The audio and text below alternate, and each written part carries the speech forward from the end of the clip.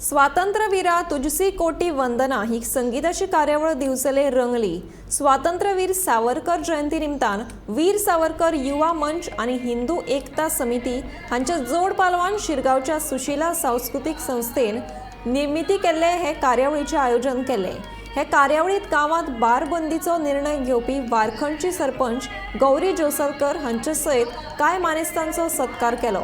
म्हजो देश म्हजें कर्तव्य या विशयाचेर गोविंद सोडणकर हांचे उलोवपूय जालें। हे कार्यावळीत हिंदू राष्ट्र निर्मितीचो सोपूत घेतलो।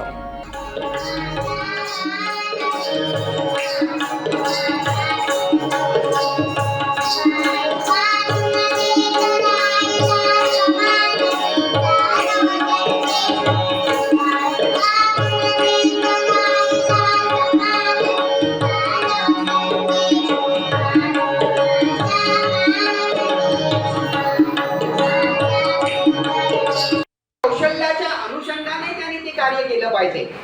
स्वतःचा विचार न करता कार्य करतो त्यावेळी त्याच्या हातून सर्वोत्तम असं कार्य घडत असतं।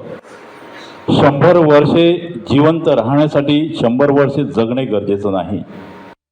गावात बारबंदी करणं हे तसंच खूप कठीण काम आणि एखाद्या ठिकाणी महिला ज्यावेळी उभी राहत असते त्यावेळी ते कार्य सहज शक्य होतं। मला अजूनही आठवतंय 1670 मध्ये 12 घरात संघटन जे आहे ते अत्यंत महत्त्वाचं आहे। आपण विचार करतोय की आता आज आपण सगळेजण इथे बसलेलो आहोत ना, आपल्याला वाटते की आपल्या स्वप्नातील भारताची निर्मिती व्हायला हवी। आपल्याला चांगल्या राज्याची, जसं आपण रामराज्य म्हणतोय, रामराज्य म्हणजे रामराज्य हे आपल्यासमोर आदर्शच आहे। पण छत्रपती शिवाजी महाराजांनी सुद्धा त्या हिंदवी स्वराज्याची जी स्थापना केली ना, तर तशा पद्धतीचं हिंदवी स्वराज्य जे आहे आताच्या काळात ज्याला आपण हिंदू राष्ट्र म्हणतोय, तर अशा पद्धतीचं हिंदू राष्ट्र जे आहे ना, तर त्या हिंदू राष्ट्रासाठी कार्य करणे, हिंदू राष्ट्रासाठी आपली तयारी करणे हे महत्त्वाचं आहे।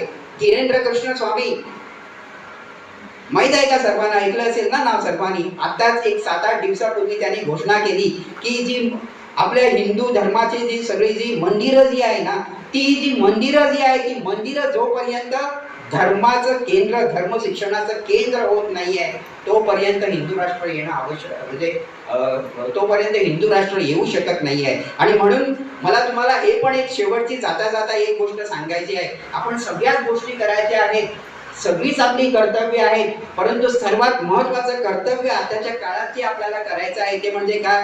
हिंदू म्हणून जर आपल्याला जगायचं आहे ना, तर मग आपल्याला ना धर्माचं शिक्षण जे आहे ते घेणं अत्यंत महत्त्वाचं आहे।